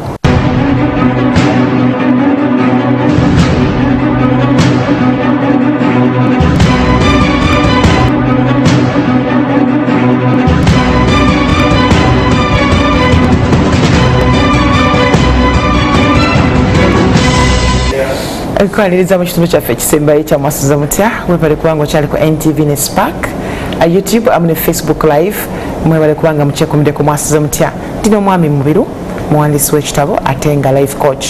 Tutunuulidde 2024 wetusobola omutambuza obulungi n'obufumbo bwaffe ng'ate twongeddemu okubanga bulimu amaanyi amalungi ddala bwe tugende mu kuwummulako abadde atuyisaamu kaawe tugenza okubanga ebyo tugenza tutiikinga naddala ffe abakyala teri bukyala tayagala bufumbo butukuvu tayagala kukifula official naddala nga wadde n'omuntu wo muludde naye mutambudde mwenna naye nga awaza kimu tezinnawera lindako luli dda abaana bazze olwebedda mu butuufu abaana bwe mwali mulowooza okuzaala bana mu bazadde naye ng'ekigambo ky'okugamba tugendeko mu bazadde kikyagaanidde mu kamwa nsobola okwesetinga nentikawo paasi neneetega kisoboka siyinza kugaana kisoboka sobola kuba eriyo n'abakyala n'agamba nze I will sponsor the function n'ateekamu sente bakyala gye bali nga babikoze walimu advises okikola ekyo sandi kikuadvise nze nandigaa nti mukikole babiri naye in the extreme yes kuba waliwo munnange olabe eddala nga these people real they love one another naye nga ng'osinga omusajja sente tojja kigaana kuba tulina for instance you might be a minister nga baawo is a secondary school teacher nibwabeera sub county chief era oba omusinga ensimbi naye kati secondary teacher ayagaza ki minister anti munamwiza okuba mwefumbira nga temuli ba minister mukisa ne gujja omukyala MP yesimbawo n'ayitamu naye gwe okyali eno ku kyalo oli farmer yes so kisoboka okuba nti omukyalo osinza omwami the economic base so nogamba leka nkiteekemu kitambule newamu wayinza okuba walungi nnyo okusinga ewange naga nti katukikole so it is okay just understand each other ningo kikuleka wagwe ng'omwami okubanga omukyala yeteekamu esente z'omukolo katambanga mumutegeeraganye ne mukyala nti this is the reality gye tuliko si byakweraga si byagamba nti I'm looking for power si byaki but this is the fact sente nzirina zizino gwe tozirina and we are together era zaffe So you understand each other. Kali ako omusajja kadda kawayogedde. Definitely ng'omusajja era kabeera bannaye naye but yeweetegane mu kikola nekigwa. Ne mu kikola waliwo eyanyumizaako nti ye yalina engeri yasinga omwami we sente naye nga bwe baba bagenda okuspendinga sente aziwa omwami awaka, sente aziwa omwami yajjayo mu nsawo. So you can see that was their trick. Omwami yajjayo. So mwabalabi mwenna you don't know that is the woman giving the man money. Kati mwenna mwetizi nagamba nagambe tewaliwo formula emu. You agree on how you run your family well. Baabo kyali kibakolera bulungi nnyo. Kwata sente teka mu nsawo tugende. Bagenze out yasasula. Naye nga ate omukyala mu butuufu yasasudde. Biirwe egenda wa mwami yasasula ng'aba naye omusajja. So mulina okukaanya. Efamily yammwe si yaffe. Weebindi egisinga mutuleetera family mu public. True. Ffe tunaabakolera ki? Tujja commentinga what do comments do? Era ate ojja kuwulira abakugamba noba genda abo bonna abasinga okugamba noba tebalina we bali. Be careful. Nze tankola bwatyo sisulawo sikiraje atya ani oyo sina waffe. Be careful. Be careful. Kati mutuleetera ku social media simanyi biki omusajja nankola bwati omukazi nankola bwati. It is true, we shall comment, we shall even say sorry. Naye at the end of the day nyumba yammwe aba babiri oyogedde okuleeta nti ono aba alina sente ono alina sente mugattiramu ne mulwanga lusobola okukola omukolo awo kitegeeza tusobola n'okukola joint finances. Yes. And how do we manage that? You have to sit and agree. There are those who tell you no, always do joint in. They don't say that. I say sit and agree on what works for you. Kuba muli babiri mizo gamba tukole joint nga yetukolera oba kansigaze eno nze tujja kuleeta nga tulabe bwe tuleeta. What makes you happy? Ukyenyizo gamba nti ekitabafuula happy kyemba mu avoidinga. Naye kimakinga gundi yammwe okubeera happy kyemba mukola mu finances how you want to manage it. Kati nga gwe nkuwadde oli gwe mbabuliddeko ye yakwatanga sente n'aziwa omwami. That's how they were managing the finances. Naye ng'omulabi tamanya agambye the family is okay, the gentleman has money, oba akola ki oba akola what. Yes, that is it. Bulungi china bubi kyo buli mu joint finances. I think ebisinga obungi bya bulungi ebibi sitera biraba mu ekyo because you know how you all stand. Tujja kunsuubira mu kyetali nange sikusuubira mu kyotali. I mean bwe tuba nti ffena twafunye emitwalo anage galiwo then sijja kugamba nti nguli olugolo emitwalo ekinaana ngatomanyi tulina kaana ate kuba okimanyi nti ffena twaleesaana naye bwe mba sireese naawe toleese sikubulidde naawe tombulidde then you expect more, you demand more kuba nange sikubulidde mbisirikidde. You demand what I don't have and then I start being defensive. Ina niko kwita olusajjasajja n'olusungusungu. Temulwawo. Era kasobola olusajjasajja n'olusungusungu lujja sente zibuze ebintu si birungi. But if I was open probably it would be different. Although ne side eri nayo tulina okutunulayo kuba ate eriyo bw'obeera open nnyo naga kati oyo temuli makulu kangende omukyala kuba eriyo abakyala abalinga abakolera business just like that. I mean bombi kulebya nalaba there is no future. Naye batagiraba oyagala agambe ki atambule mu butambuzi ate agambe tewali future. Kati yali akimye eki yali asubira nti future neebaawo naye abala abigatta gwe yakoba okugattira we waakoma. Lwaki temugikola mwembi? Lwaki tomuwa ku magezi mugikole? Olabye omuntu ow'empaka ngomugala tusobole omumaaso nti nedda tulina kusobola fuuko mulabe engeri gye mukyusamuko fine bwoba omugambye at least you have done a big part naye ate eriyo ate mu butemi nenga talina na paati gyakoze yagamba there is no future but the future is built by two people, done by two people. Ate mwe abazadde ku baana bwe mubanga mwawukana mulowooze nnyo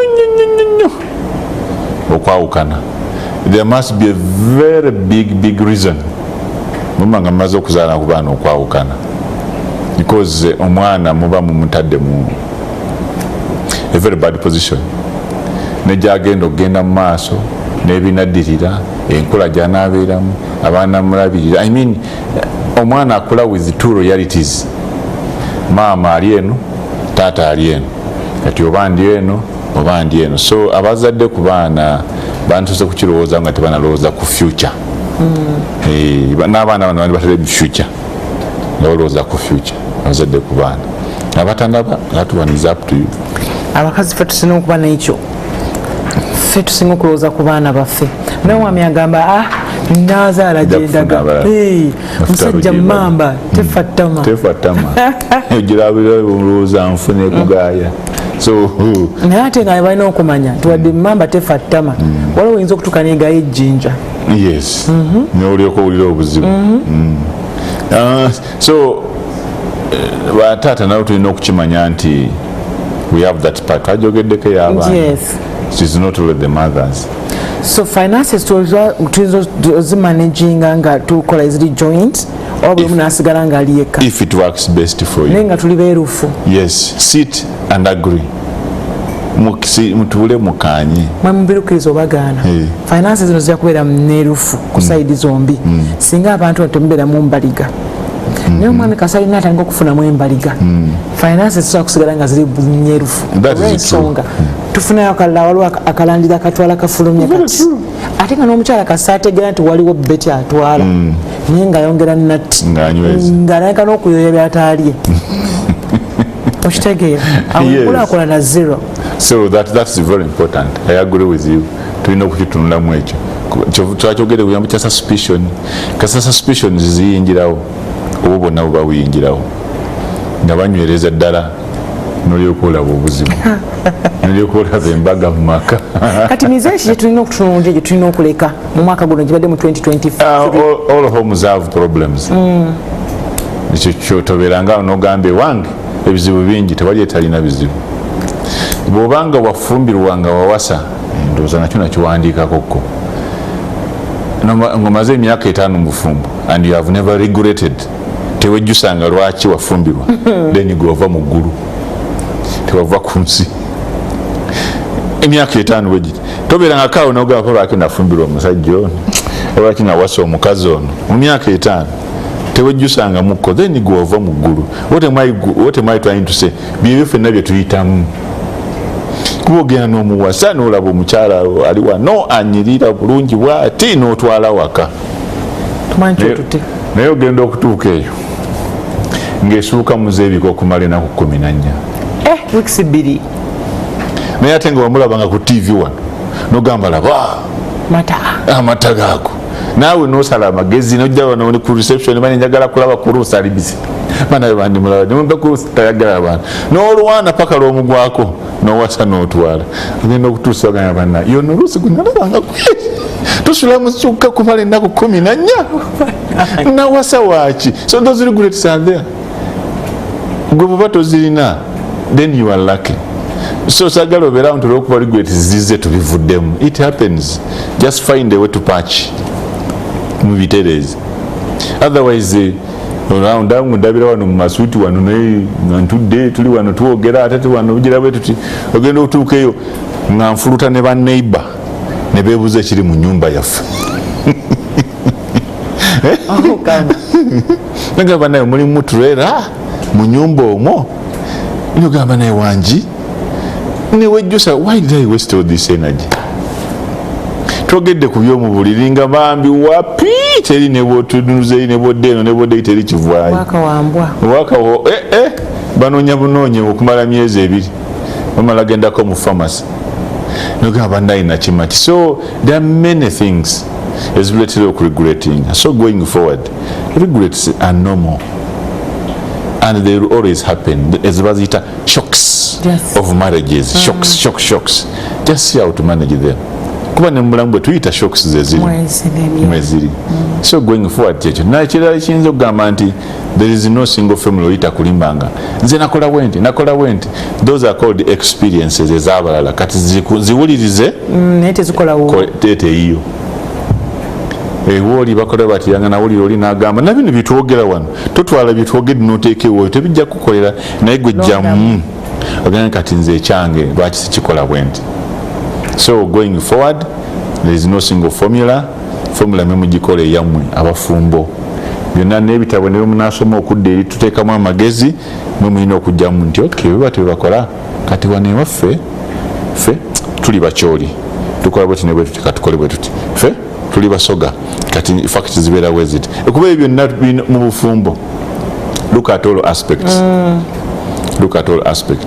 Ekigambo kibayita culture is very strong mu bufumbo whatsoever.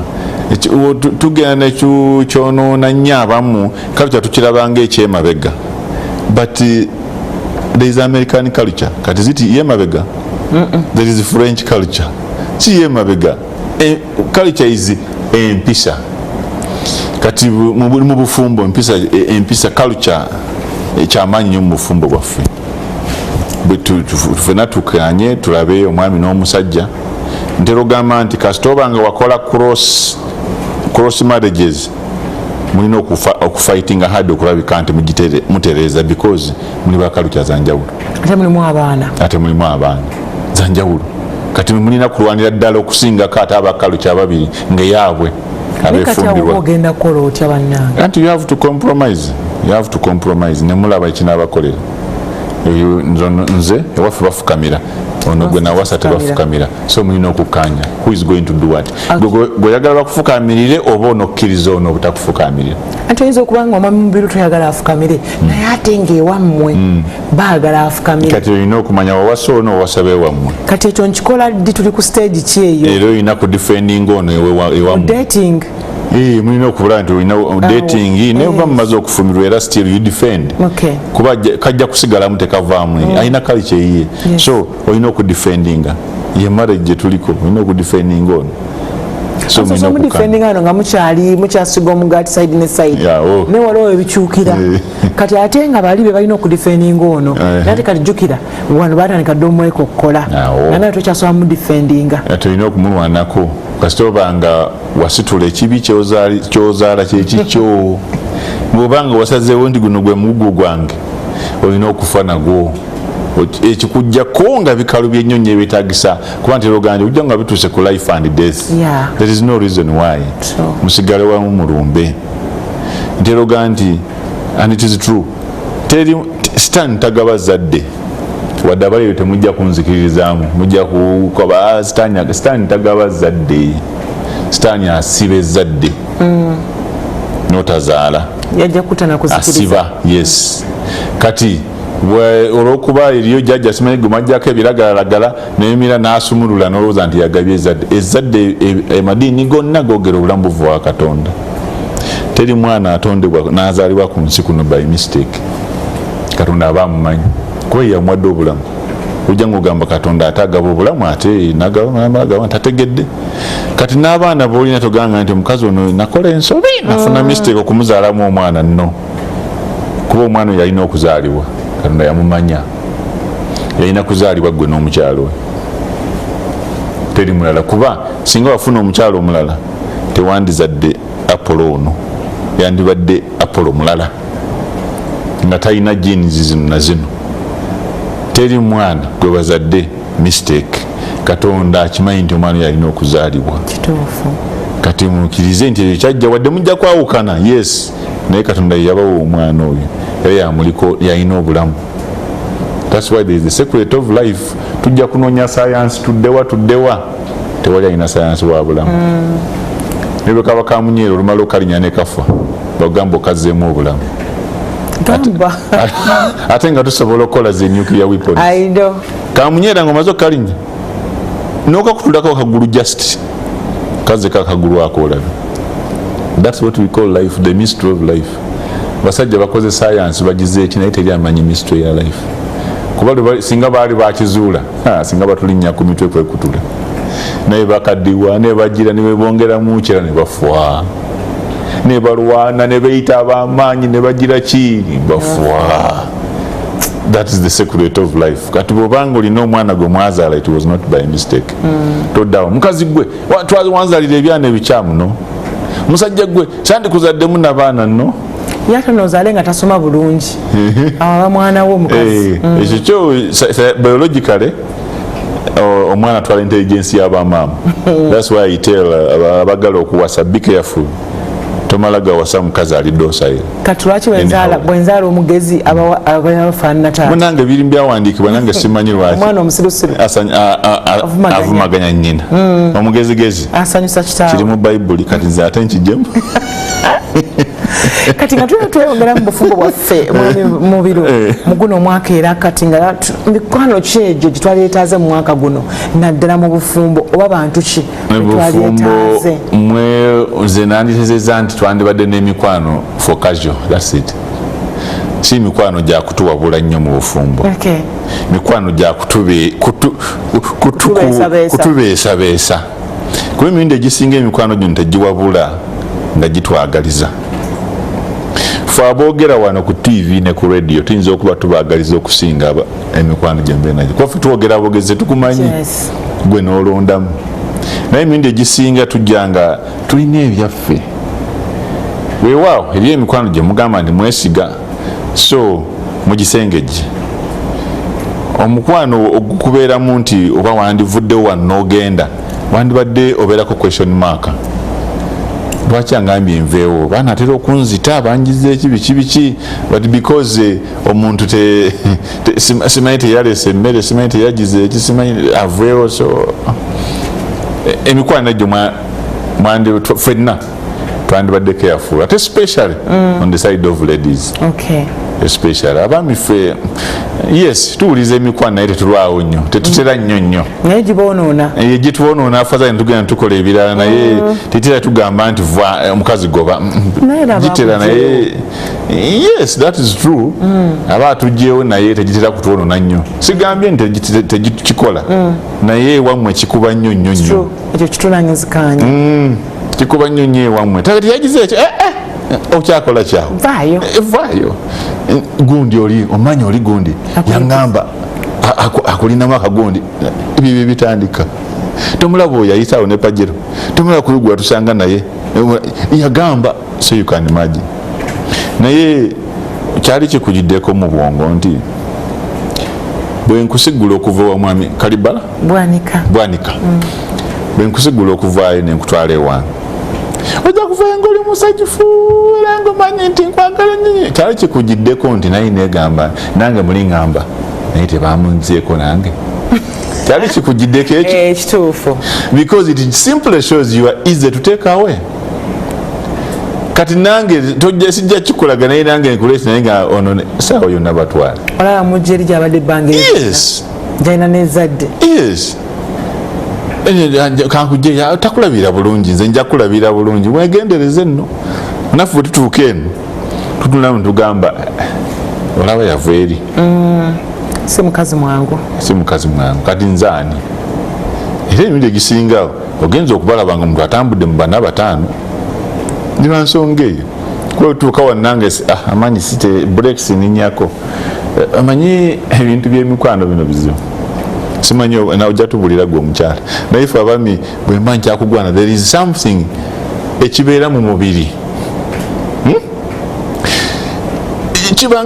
kibanga masannyalaze geetaaga njagala kukukwatako galyawo yes ako naye akasi akamalawe pa just once there is some relaxation gyenfuna ate fe oba tutandika butandisi there is some relaxation satisfaction gyenfuna nenenga oba kati nali nfaaki nali nfaaki kati awo amagezi galiwe gajja neŋŋamba namugjayo wa mwami Wanika ono naye nga batwala mumaza nti kali kagenzi ako katulimu ffenna abaami so tulina okamanyaako men we should know that even you women you should know that nti tugira bwe tuti olunamala okugirako bwe tuti ng'omanya nti kikendedde nga tuwumbawumba mwami mu biro olwakadde relatives twali bakomezaawa mu maka gaffe relatives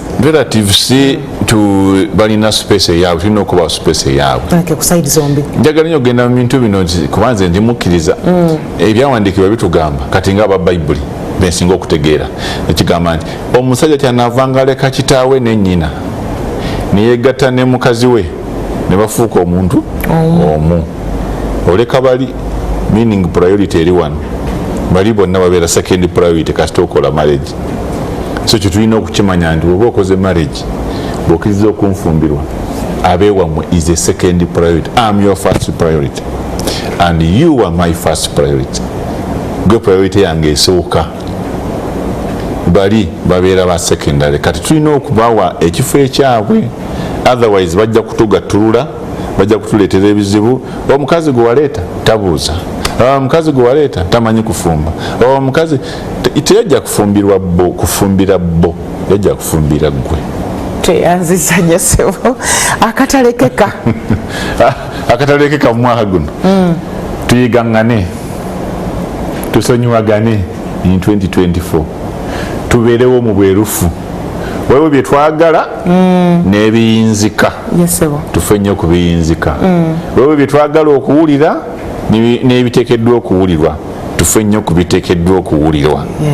Tulwane nnyo okuva mu bwavu, ate mu maka mwe mukola maka kituufu, siffe tugabakolera. Tuyanza nnyo, toyanzege ssebo. Nange sijja kwawukana nnyo naye njagala baagaliza olunaku olulungi.